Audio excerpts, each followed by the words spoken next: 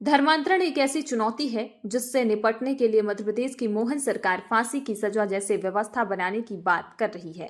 बावजूद ऐसे कार्यों में संलिप्त लोग बेखौफ अपने कार्य को अंजाम दे रहे हैं। किसी को डराकर तो किसी को आर्थिक प्रलोभन देकर अन्य धर्मों में शामिल करने का गोरख धंधा चला रही हैं।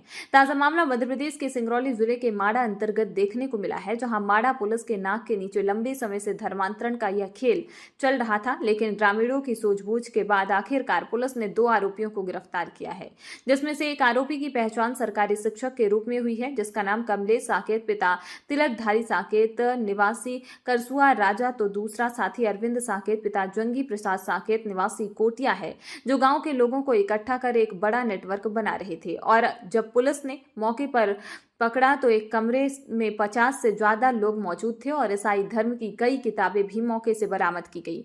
हालांकि इस नेटवर्क में कितने लोग शामिल हैं, इसका खुलासा पुलिस ने नहीं किया है, लेकिन यदि पुलिस मामले को गंभीरता से लेती है तो ना जाने कितने लोगों की कलई खुलेगी। फरियादी सूरजमन जी द्वारा एक शिकायत की गई पुलिस को, जिसमें उनके द्वारा बताया गया कि एक अरविंद हैं और एक कमलेश हैं।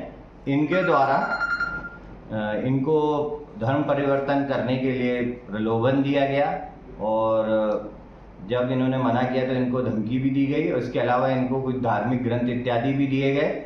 और 16 मार्च को इनको बुलाया था और वहाँ एक सभा करके इनका धर्म परिवर्तन करा रहे थे। इस सूचना पर पुलिस द्वारा थाना माड़ा में मध्य प्रदेश धार्मिक स्वतंत्रता अधिनियम 2021 की धारा 3 व 5 अंतर्गत अपराध पंजीबद्ध कर विधिवत अरविंद और कमलेश को गिरफ्तार किया गया है और इनको आज माननीय न्यायालय प्रस्तुत किया जा रहा है। प्रकरण में अग्रिम विवेचना जारी है। इसमें आरोपी क्या सरकारी टीचर है? हाँ, इसमें जो कमलेश हैं इनके बारे में ये जानकारी मिली है कि ये सरकारी टीचर हैं। इस संबंध में संबंधित विभाग को विधिवत अनुशासनात्मक कार्रवाई हेतु प्रतिवेदन भेजा। जो छापेमारी हुई उसमें लगभग कितने लोग गए होंगे उस कमरे में? देखिए, उस कमरे में कुछ 40 लोग थे, 40-50 लोग थे। उस संबंध में विवेचना में पूरी पूछताछ की। धर्मांतरण के लेकर ये इसके द्वारा और जिले में किन किन जगहों पर इस तरह की कार्रवाई की? देखिए, ये विवेचना का बिंदु है। अभी आरोपियों के विरुद्ध समुचित वैधानिक कार्रवाई की गई है। आगे विवेचना में साक्ष्य अनुसार कार्रवाई की जाएगी। आज के इस अवसर पर यह भी बताना चाहूंगा कि मासूम बेटियों के साथ दुराचार करने वाले मामले में सरकार बहुत कठोर है। इसलिए इस संबंध में जो फांसी का प्रावधान किया गया है, ये जोर जबरदस्ती से बहला फुसला करके जो दुराचार करेगा, हमारी सरकार उसको छोड़ने वाली नहीं है।